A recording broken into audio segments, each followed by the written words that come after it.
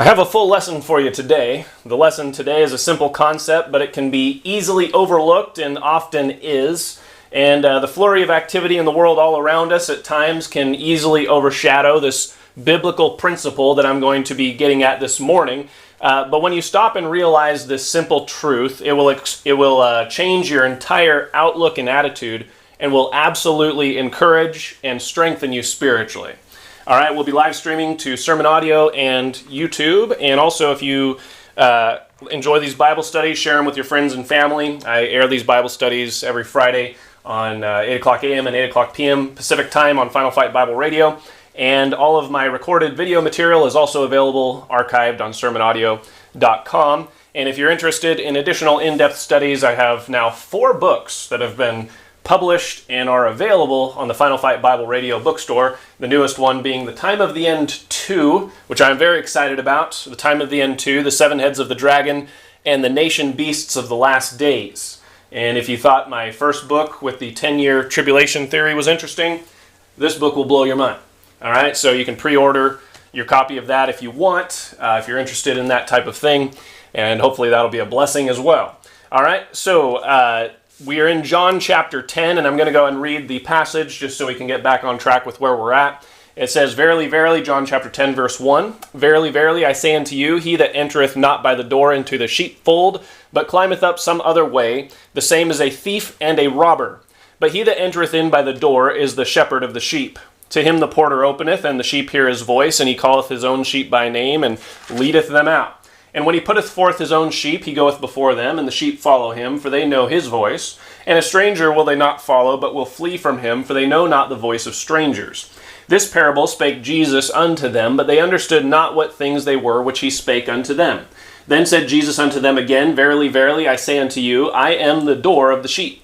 All that ever came before me are thieves and robbers, but the sheep did not hear them. I am the door. By me if any man enter in, he shall be saved, and shall go in and out and find pasture. The thief cometh not but for to steal, and to kill, and to destroy. I am come that they might have life, and that they might have it more abundantly. I am the good shepherd. The good shepherd giveth his life for the sheep. But he that is an hireling, and not the shepherd, whose own the sheep are not, seeth the wolf coming, and leaveth the sheep, and fleeth. And the wolf catcheth them, and scattereth the sheep. The hireling fleeth, because he is an hireling, and careth not for the sheep. I am the good shepherd, and know my sheep, and am known of mine. And as the Father knoweth me, even so know I the Father, and I lay down my life for the sheep.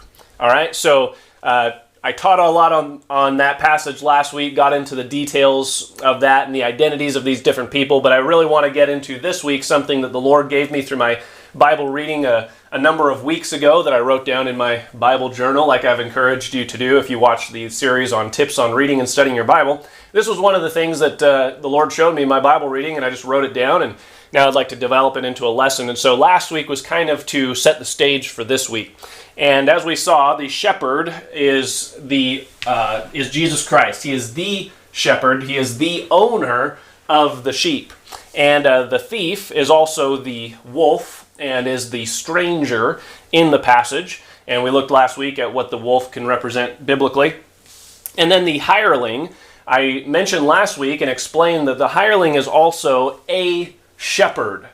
It's not like the hireling is a blacksmith who is hired just to temporarily watch these sheep, or the hireling is some kind of baker or something like that. No, the hireling is a shepherd. He's not the shepherd, but he is a shepherd, and is simply an overseer of the sheep and not the owner of the sheep. Jesus Christ is the chief shepherd according to 1 Peter 5:4, and he owns the sheep. Jesus bought them with his own blood. And the Lord's ministers, such as apostles, prophets, pastors, teachers, they are shepherds too, biblically, 1 Peter chapter 5, but they would fall under the category of a hireling shepherd, because there is one shepherd, the shepherd, one owner. All the rest, all the other shepherds are hireling shepherds whose own the sheep are not. The sheep belong to the shepherd, not a shepherd, okay? The hireling is just watching the sheep that belong to the shepherd, all right? The shepherd is higher in authority than the hireling shepherd, and the sheep belong to the shepherd, not the hireling, all right? That is very important, and that will serve to help you very much in your Christian walk if you get a hold of that. All right, so there's no difference between a shepherd and hireling, because the hireling is a shepherd who is hired by the owner of the sheep to watch over and feed the sheep while the owner is away. And so all ministers are hirelings who have been called by Jesus Christ to do a specific job, and at the end of the task, they will be rewarded for a job well done. That's the definition of a hireling. Someone who's been hired to do a task and will be paid, rewarded when the job is done. That fits the definition, the description of a minister. All right, you've been hired, called by Jesus Christ to do a job, and you'll be rewarded when you're done. That makes you a hireling. All right, so all ministers are hirelings, and they'll be rewarded for a job well done. The hireling shepherd does not own the sheep that he's been put over. The sheep are not owned by their hireling shepherd. The hireling should feed and gather and heal and help the sheep, and should never scatter sheep. And when a hireling begins to scatter sheep, he's acting more like a wolf at that time. As a matter of fact, consider this. In this story, John chapter 10, why is the chief shepherd leaving and having to hire a substitute shepherd in the first place? Turn to Luke chapter 15. You ever think about that? Here this good shepherd is leaving the sheep. Why is he doing that? Is he going on vacation or something? What's the deal? Why is the good shepherd leaving the sheep in the care of a hireling in the first place? Well, I think we can infer from Luke chapter 15 what a possible reason for that might be. Look at Luke chapter 15 and verse 3. And he spake this parable unto them, saying, What man of you, having 100 sheep, if he lose one of them, doth not leave the 99 in the wilderness, and go after that which is lost until he find it? You see, the good shepherd doesn't believe in collateral damage. The good shepherd doesn't believe that it's okay to lose one as long as you have the 99. As far as the good shepherd's concerned, he's going to do everything in his power to make sure that not one single sheep is scattered out of his flock. That's a good shepherd right there. And an hireling can learn a lot from a shepherd like that. But he goes to find a sheep that's lost, all right? The sheep wandered off for whatever reason, and so the good shepherd goes and tries to find it. But think about this. Leaving 99 of your sheep alone in the wilderness admittedly doesn't seem to be a very good idea. Let's just be honest. Jesus here in the passage, let's just face it, he is appealing to common sense. He's appealing to common sense. Look at what he said there in 15 verse 4. He says, What man of you, having 100 sheep? He's saying, all of you know, this is what all of you would do. What man of you? In other words, he's appealing to the common sense of everybody around him. They can all relate with what he's saying. They can all understand, yeah, I do that too. He's saying, what man of you? He's not pointing out any kind of exceptional thing. He's appealing to common sense here. But is it common sense? Think about this. Let's just think a little bit, which is what I try to encourage you to do in these Bible studies. Think. Is it common sense to leave 99 sheep alone by themselves in the middle of nowhere while you go to find one sheep? Would not the other 99 sheep be missing or scattered or just all over the place when you came back? Common sense would indicate that's probably what would happen. One sheep wandered off under your care and supervision, which happens. These sheep are grazing and this one sheep can wander off. That happens. But if the shepherd leaves, is he going to come back and find all 99 sheep, just sitting patiently waiting for his return? No, there'd be more of them scattered. There'd be a wolf that would come in and eat a bunch of them. So what does the owner have to do when he goes to find the one missing sheep? He hires an hireling to watch his sheep while he's gone. You see that? You see how those two passages kind of fit together? What man of you would leave 99 sheep by themselves? In other words, it's common sense that you would hire an hireling to keep care and watch and oversee your sheep while you're gone. All right, so the hireling seems to be implied in Luke 15 because that matches common sense and it seems to fit the concept there in John chapter 10. All right, so maybe the chief shepherd, like I said, is not just going on a vacation. Maybe that's not why he left. Maybe one of his sheep ran off and he decided to go after it. but for the sake of the safety of the other sheep, he left them in the care of a substitute shepherd or an hireling. All right? Now, in the parable of Luke 15 that we just looked at, the shepherd, let's say, finds his sheep, and he lays it on his shoulder like he does in the passage, and he returns rejoicing. But how ticked off do you think that shepherd will be if he comes back and finds that his own hireling scattered a whole bunch of his sheep for questioning the hireling's authority? Right? I don't think the shepherd's going to be too happy if his hireling just started kicking and beating down all his sheep for questioning his authority. But it happens a lot. How ticked off do you think the good shepherd would be if his hireling is nowhere to be found because he ran away from a wolf and now the shepherd's got a bunch of dead sheep all around, right? The other thing about a hireling scattering sheep and kicking sheep, if the good shepherd comes back and he finds only 97 of his 99 sheep because the hireling got upset because a couple of sheep questioned his authority, right? You know what the good shepherd's going to do? He's probably going to fire that hireling, get a different hireling, but then he's going to go out and try to find those other 2 sheep. He's not going to say, okay, hireling, you're right, they shouldn't have questioned your authority, let them go, let them be devoured. What kind of crazy world do you think, what are you thinking with this stuff, all right? That's not how the good shepherd is, all right? But that's how a lot of hirelings are. So anyway, in both scenarios, if the hireling is scattering the sheep, or if the hireling leaves his post and lets the wolf come and devour the sheep and doesn't do his job, in both scenarios, the hireling is not properly doing the job that he's been called to do. And however, as I pointed last week, a hireling is not predestined to fail either. The hireling could turn out to be lousy, as he does in the particular illustration that Jesus gives in John chapter 10, but the hireling could just as easily fulfill his task too. And when the shepherd returns, the hireling could hear, "Well done, thou good and faithful servant," and be rewarded for a job well done. All right? So the hireling is not predestined to fail. Now, no hirelings, just remember this too, no hirelings are perfect, but not all hirelings are bad, and not all hirelings are good. Some start out good, but then turn out bad. And some start out not that good, but get better over time. Let's just face it. The hirelings are human, all right? They're not God. But by the way, if you're not a shepherd, if you're not a spiritual shepherd feeding spiritual sheep, then be content to simply feed on the Word of God. Nothing wrong with that. And try to be a blessing to any hireling shepherd who is helping you and feeding you, all right? Now, today I hope to encourage those of you that are in some form of ministry.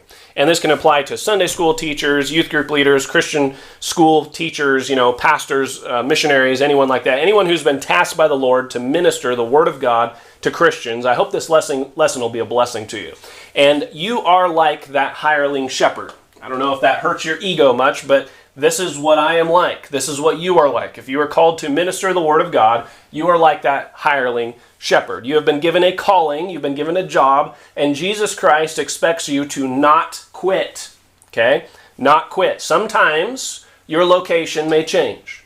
Sometimes your particular venue might change. But if Jesus Christ has tasked you with feeding sheep, then feed them wherever you find them. All right? Bear in mind that Jesus has sheep everywhere.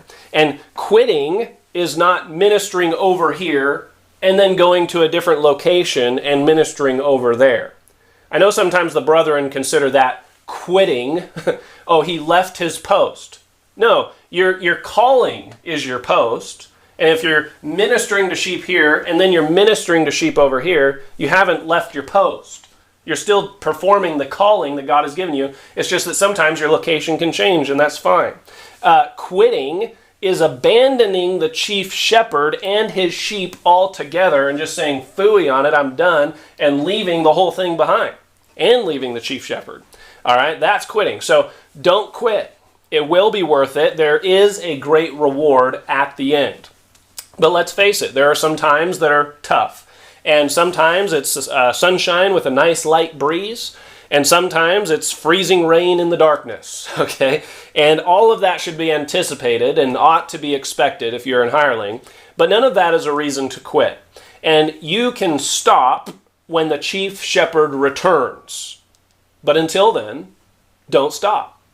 Who cares how big or small the flock you are tasked with is? Don't quit. Who cares what other hirelings are doing? Don't stop.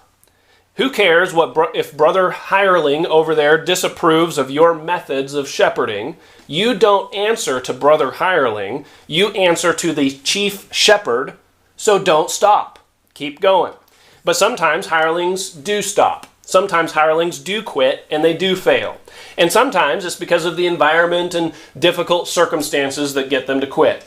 And sometimes it's the fear of the wolf. The wolf starts to show his ugly face and it causes the hireling to flee, and sometimes that's why hirelings quit. But sometimes it's a much, much simpler thing that causes hirelings to quit. Sometimes it's the perception of uselessness that causes hirelings to walk away. The perception of uselessness. Sometimes hirelings don't see a lot of results, and especially these days, and don't see a lot of progress, and so they start to think, well, I'm not making a difference, so what does it matter if I stay or go? It doesn't matter. I'm not making a difference anyway, so why am I standing here? Why am I doing this? I'm not making a difference. You ever have those thoughts? You know, I'm not making a difference. I'm not effective. I hear of what other hirelings are doing, and they're doing way more than I'm doing. You know, you see that hireling over there? His flock is just getting bigger and bigger every single week. You see that hireling over there? He's got dead wolves laying all around him. That hireling is awesome. But here I am with nothing going on. I don't have anything going on. And maybe right now the flock you have is just your family. Maybe the flock you have is just a little Sunday school class. Or maybe it's a little church crammed into a tiny rental space or a living room. Or maybe it's just a handful of people that tune in every week. You know, nothing wrong with that. Or maybe it's just a combination of those things. Regardless, your position is such that Jesus has given you a task of feeding and ministering to others. But even that little bit of action of feeding people and ministering and the little bit of action that you get with people is not usually all the time. You know, the sheep graze and you help one out here and there. But you know what a lot of the hireling's job consists of? The hireling's job mostly consists of standing. Just standing. A vast percentage of his time is spent just standing, and that's it. You think about that. I mean, honestly, think about that. A hireling, a shepherd, what does he spend most of his time doing? Usually it's just standing. There's a little bit of action here and there. Sometimes the wolf comes and there's a little bit of some adrenaline. Sometimes the sheep has a problem or breaks its leg or, something like this or that, and you have to feed the sheep and do that. But a lot of times it's just standing, not very exciting, kind of boring. And there's a tendency to think that by standing, you're not doing anything. You're not accomplishing anything. Or you're just wasting time. And sometimes it does feel that way. All I'm doing is standing here. What difference am I making? And, you're not growing the flock necessarily by standing. You're not necessarily killing wolves left and right by standing, right? And so you start to think that you're useless. But here's the thing. Jesus didn't necessarily call you to grow the numbers of his flock. That's not why you were hired. Jesus didn't hire you to kill the wolves. Sometimes those things can happen, but Jesus hired you to feed his sheep and to watch over them. Jesus hired you to stand there. That's what he wants you to do, because that's what he spends a lot of his time doing. He's just standing. He's been standing, amen? And he hired you to stand there, all right? And if you do that, you are doing exactly what you are supposed to. You are a success. You are not a failure. And believe it or not, you are making a big difference just by doing that, just by standing. You might not think you're making a difference, but you are. And I want to explain how you are making a difference by telling you about a pattern of behavior that's been observed in societies throughout history that illustrates the lesson that I'm trying to get across here in John chapter 10. Now, have you ever heard of mass formation psychosis or mass formation? It's a popular term that was in alternative media quite a bit about a year or so ago during the pandemic, right? The planned thing. But anyway, it's a psychological term, mass formation psychosis. Now, not all of psychology is bad. Let me just insert this real quick. A lot of times Bible believers kind of start to convulse when they hear the word psychology, but not all of psychology is bad, just as not all of science is bad. Evolution and Darwinian science is obviously total garbage, just as Sigmund Freud and Carl Jung psychology is total garbage, okay? We get that. But science is just the observation of things in the natural world and trying to learn things from the natural world. And psychology, to a large extent, is simply just the observation of the human spirit and patterns of behavior that people engage in. And so you can learn some things through that. A lot of times, just as animals behave in a certain way a lot of times, so humans, not saying that humans are animals or evolved animals, but what I'm saying is God developed humans, and humans have certain patterns of behavior that can begin to be seen and recognized, and psychology simply observes those patterns and then tries to make reasoned explanations for those patterns and observations and things like that. Now, the book of Proverbs and the book of Ecclesiastes, in a lot of that material, in modern terms, would be labeled psychology, because a lot of it has to do with the spirit of man, the mind, the heart, and how people act and react to different circumstances. Okay, so just because I use the word psychology doesn't mean that I'm putting science and psychology above the Word of God or anything like that. Okay, so don't freak out. All right, it's just a word that explain that this mass formation. I spelled formation wrong. Formation. Oh, dumb. Formation. Mass formation. Just caught that. Is a term that relates to psychology, but it's a observable pattern of human behavior that has taken place over and over and over and over throughout history. And so we can stand to learn something by it, because what we're going to find is this pattern of behavior in society is mirrored in some of the things that we see in this spiritual lesson of John chapter 10. So I think you might find this interesting and encouraging, because I know I did. All right? So mass formation psychosis is a psychological term that refers to an observed, repetitive pattern of behavior of the masses that always precedes the takeover of a totalitarian regime. All right, I'll say that again. Mass formation psychosis is an observed, repetitive pattern of human behavior, particularly of the masses of people, that always precedes the takeover of a totalitarian regime. Now, if you're awake in the modern world, you can see why this might be something that would be of interest to you, because this precedes the takeover of a totalitarian regime. All right? So let's see how many things of this match our modern society. All right? Totalitarianism is the end stage of mass formation. Okay?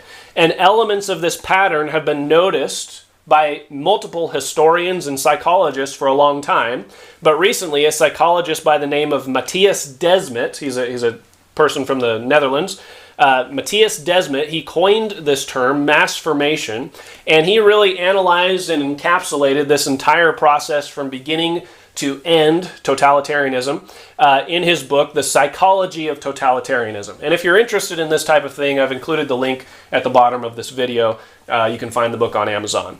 All right, and there's also a link to a video interview that he did. It's about an hour long that basically encapsulates the entire thing. So if you're a type of person that doesn't have time to read 300 pages, you can watch this hour-long clip and basically get the whole idea boiled down, and it's very informative, I will say that. But the reason why Matthias Desmet and his theory became so popular recently is because everything about the pattern that he described that happens in societies throughout history was being repeated during the lockdowns up to this present time.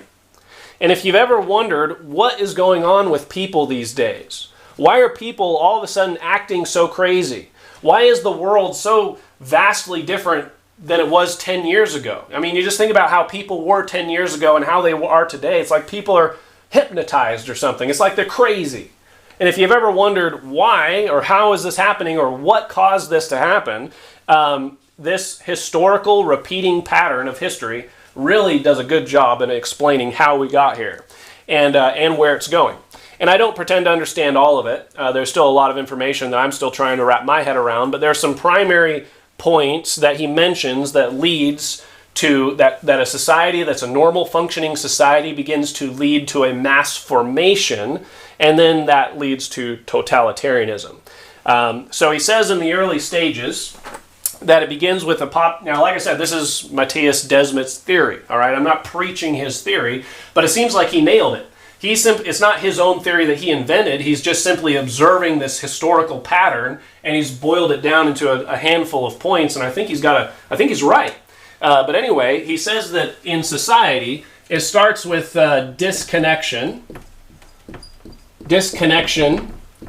and isolation. This is kind of the root problem that leads to the takeover of totalitarianism. When a society, when a people are, obviously sin is the root problem, I get that. But when a society of people are disconnected from each other and start to become isolated from one another, they don't have personal relationships with people in the outside world.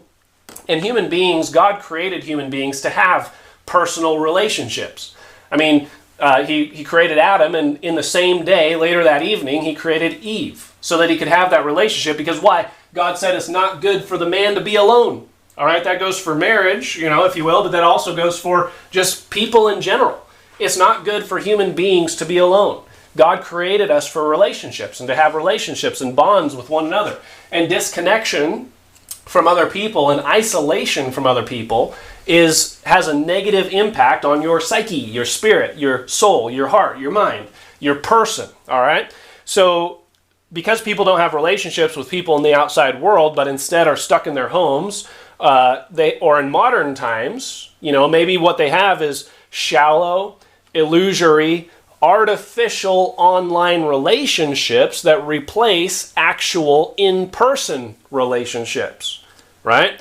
And so what happens, these online social chat groups and all that stuff, they have their place, but don't let those things replace in-person relationships. It's fine to watch, YouTube videos and online church services, but do what you can to try to find other believers to meet together with in person, right? A church to go to and be around other Christians in person. Don't let the online stuff replace the real thing, okay?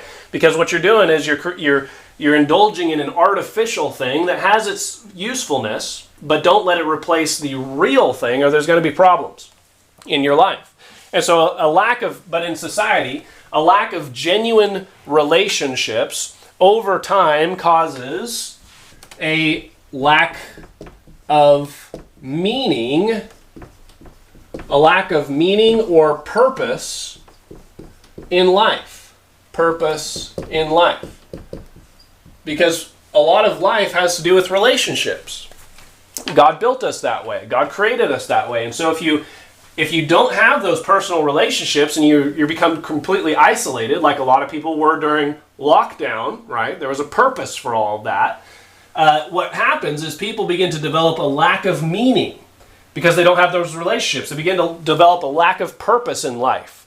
And people gain a sense of value through their relationships because they feel valued by others, or they perceive the value that they are extending to other people in these personal relationships. But isolation takes those relationships away, which in turn takes their value and sense of purpose in life away, and it creates this sense of drifting through life with no direction and no purpose. And what that does is it creates what he calls when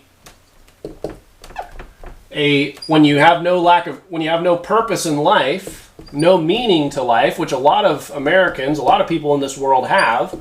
They say, what is the point in my life? I just get up, maybe work online, and then after work I play video games online. I have none of these interpersonal connections, and they start to have no purpose in life, and it creates a free-floating anxiety. It creates a free-floating anxiety, frustration, the anxiety turns to frustration, and the frustration turns to aggression eventually. All right? Fear leads to the frustration, leads to the aggression. And it's free-floating. It's free-floating anxiety in the sense that there's no actual tangible threat to their existence, right? It's not like there's a guy with a knife trying to stab them. It's not like that. It's free-floating. They have this anxiety that they can't really pinpoint where it's coming from. There's no actual tangible enemy that is directly attacking them. Nevertheless, people begin to feel anxious and fearful because they don't know where the feeling is coming from. You know, they're just sitting in their homes, watching the news, starting to feel all this anxiety and don't know what's going on. You know, they don't know where the feeling is coming from. They don't know why they're feeling anxious. They don't know how to fix it. And so their anxiety becomes frustration. And the pent-up feelings of frustration start crossing into attitudes and feelings of aggression. All right? Now, like I said, this pertains to society, and I'll explain how this pertains to our lesson in a moment. But this pertains to society, and this can be observed throughout history. It can be observed in Germany leading up to World War II. It can be observed in France and some of the other places that he goes throughout history and describes. But the thing is, the people that are aware of this, there are some people that are evil and are aware of this, and you could call them social engineers, if you will.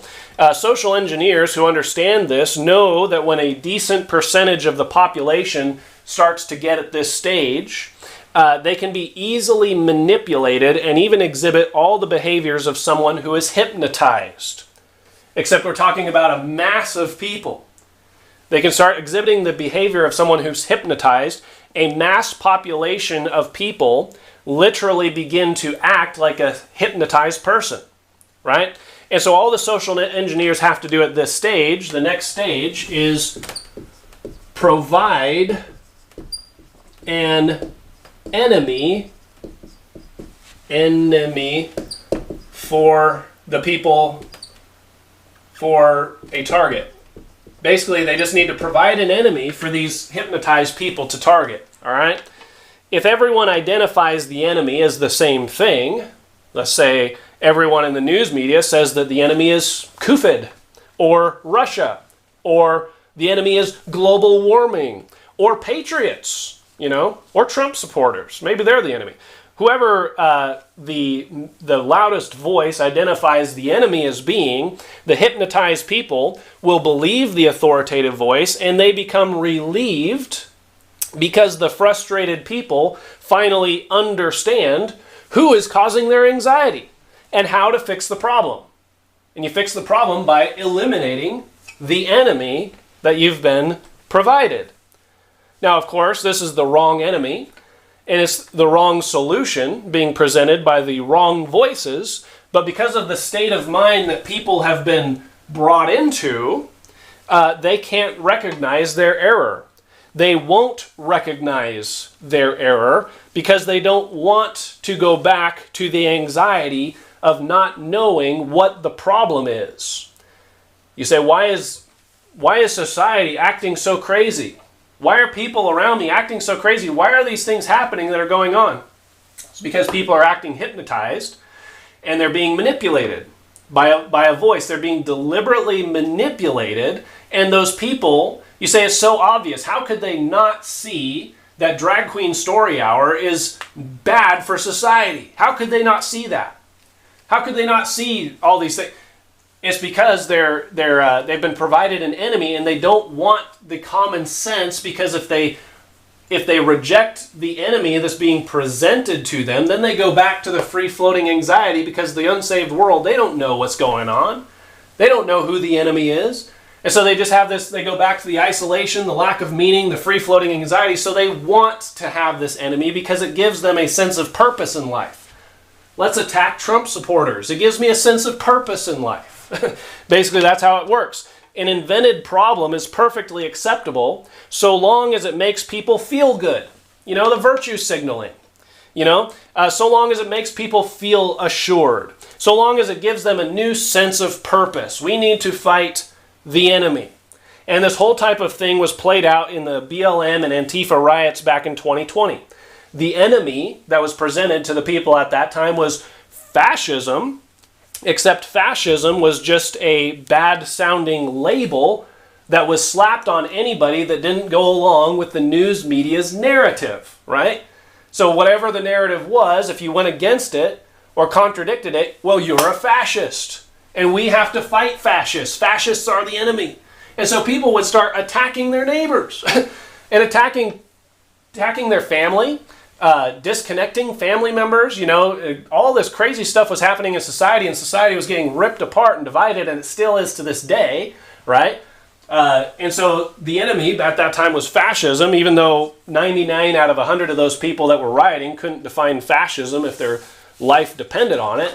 But the enemy was fascism, you know, so whoever got that label of fascism slapped on them, these people now have a sense of purpose in life. Destroy the fascists, or destroy the Nazis. Punch a Nazi in the face. You know, that was in the news media, except the people that got the label Nazi slapped on them were people who voted, you know, conservative. You're a Nazi, so now we got to fight you. You see that?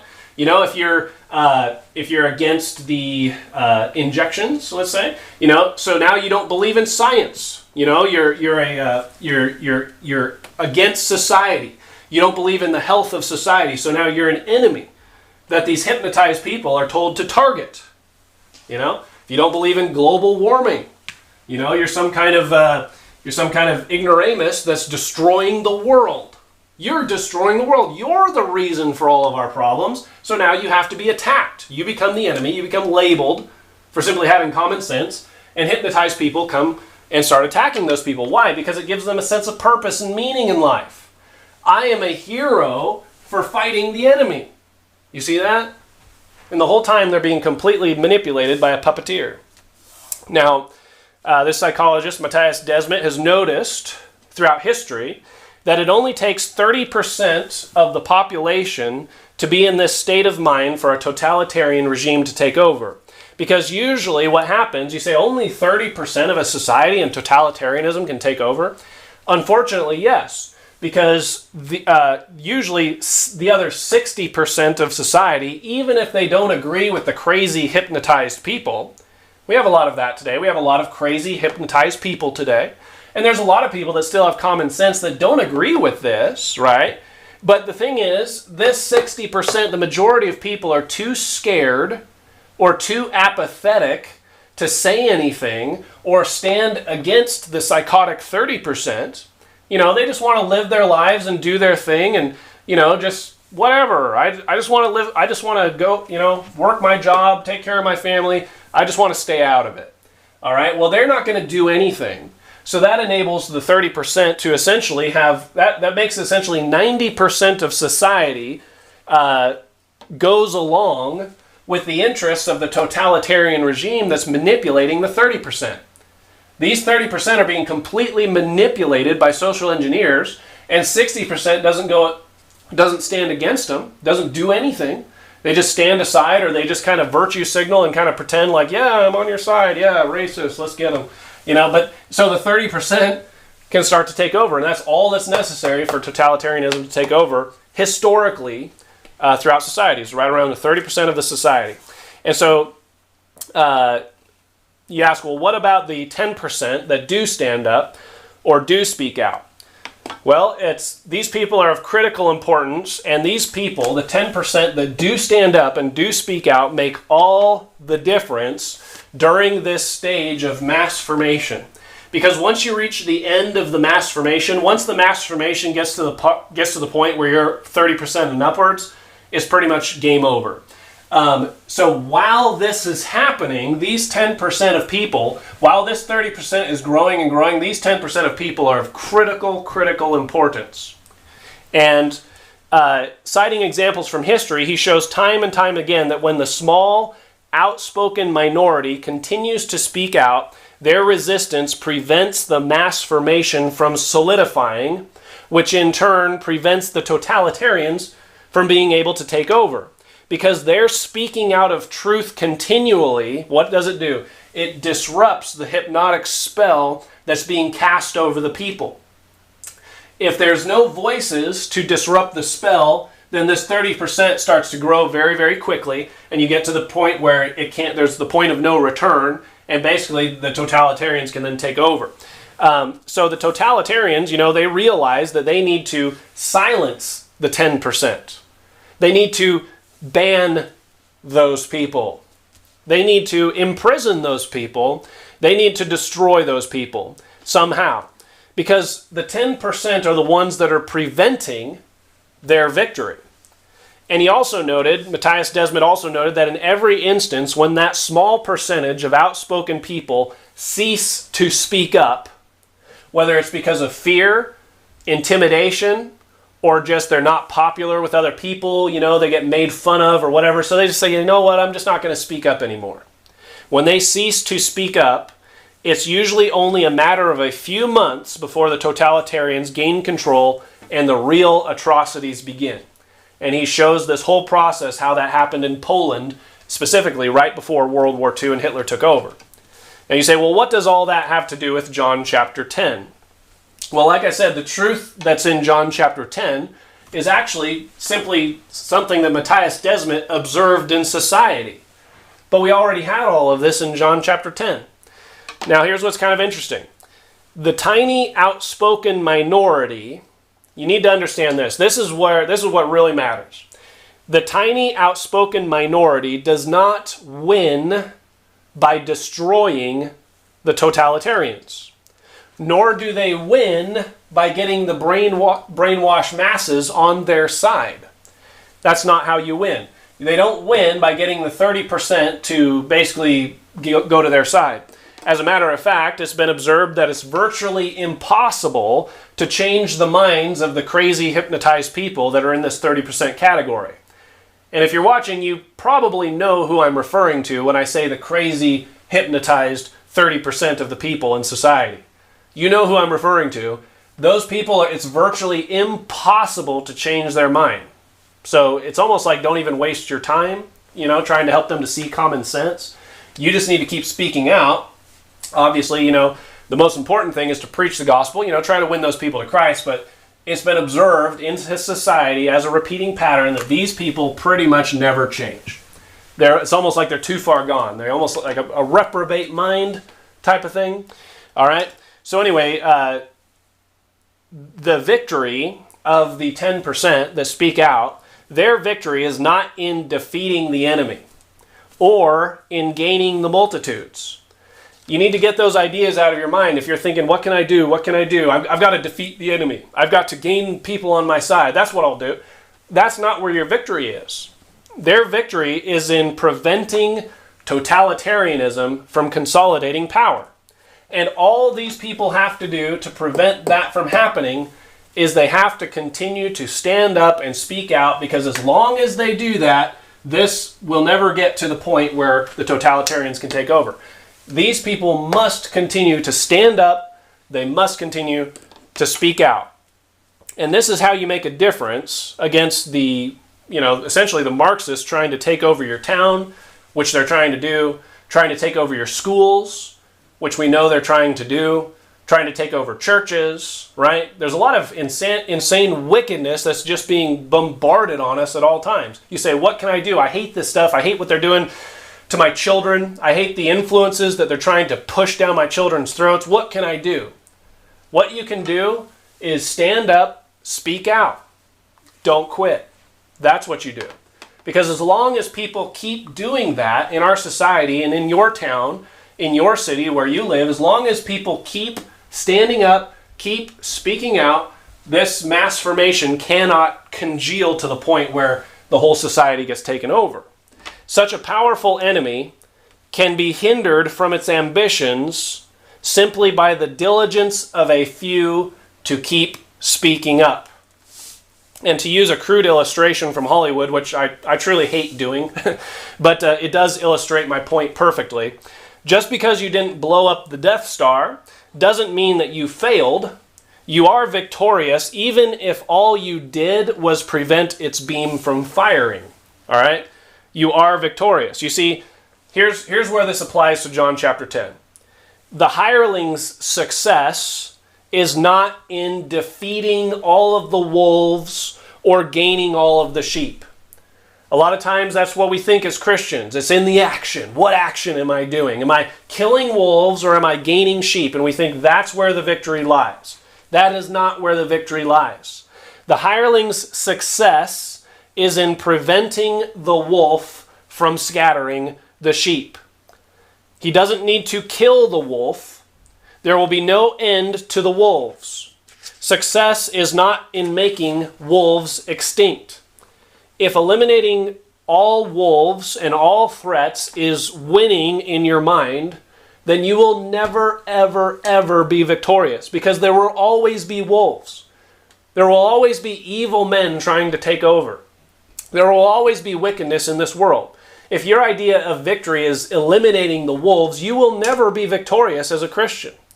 If winning in your mind is gaining all the sheep, then you will never be victorious, and you will constantly perceive yourself as a total failure, because you will never gain all the sheep.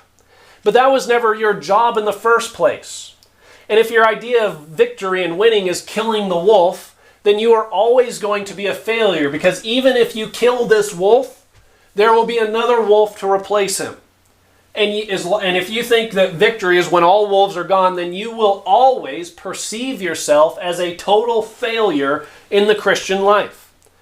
You see, victory is in standing. Standing is victory. Are you standing? Then you are already victorious. You are already winning. And the opposite of standing, fleeing is failing. So therefore, standing is success. Standing is victory. The hireling's success is in preventing the wolf from scattering the sheep. It's not in killing the wolf, it's in preventing the wolf. Just like I explained here. The success of the 10% is preventing totalitarianism from taking over, not in destroying the totalitarians. Success is not in converting the crazy, hypnotized 30%. No, the success of the 10% is an ongoing battle of simply preventing the Death Star from firing the beam. You see, that's how it works. It only takes one hireling shepherd to prevent a scattering of the flock. You were hired to watch the sheep and make sure this flock doesn't get scattered. And the way you do that is by standing, and you don't need an army. You just need a small minority of people who will stand. And you need to be among that minority. You need to stand. The hireling may never fight the wolf. He may never even see the wolf. But the wolf sees him, that's for sure. You can be sure that lurking in these trees is a wolf, even if you can't see him. But he sees you, and he's watching you. And the wolf is ready to come as soon as the hireling leaves. The wolf will kill and scatter the sheep as soon as the hireling leaves. But as long as the hireling stands, as long as the hireling is standing there, the sheep are safe from being scattered. And as long as the hireling shepherd is standing there, the owner shepherd is pleased. And all he did was stand.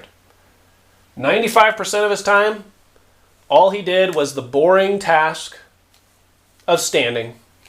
Not super exciting, not a lot of fireworks and action, but standing, and by doing so, he's victorious. So the title of this lesson was How Not Making a Difference Makes a Difference. Because just when you're standing, you're just doing what you're supposed to. Sometimes you feel, I'm not making a difference. But you have no idea just how much of a difference you're making. Because by doing that, if you didn't do that, all these sheep would be dead and scattered and gone, and it'd be total disaster. But the boring task of just standing, you are making a difference. You don't think you're making a difference, but you are making a difference. And remember that next time you think that you're not making a difference. Just by standing and not giving up, you are making a far, far greater difference than you even realize.